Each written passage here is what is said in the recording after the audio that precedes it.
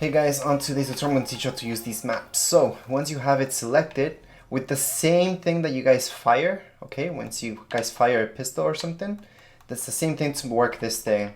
So just press on it, and you're going to see these lines that come up, and then far away you guys are going to see that golden type of thing that's coming up, so I can see it really far away. So that means we have to go all the way over there. We're going to find the treasure over there. That's how the map works. Really easy to find treasure. Then you guys have to just dig into the ground, and that's it. So it's pretty easy.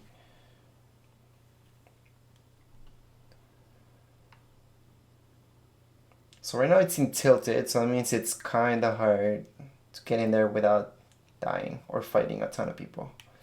But we're going to attempt to do it. So we're going to press this again. So this tells me it's down there where I have to go. So I'm gonna jump down there. And I can see the X. So once I get this, I have to let my whole team know. So I'm just gonna go on and dig through the ground until I get the chest. So the chest is out. And then press X to search, and you guys will find the very best guns here. That's it, guys. So that's how you find the chest and everything that you guys would ever want. Alright, so treasure is the best thing that you guys can ever have. So for sure get it.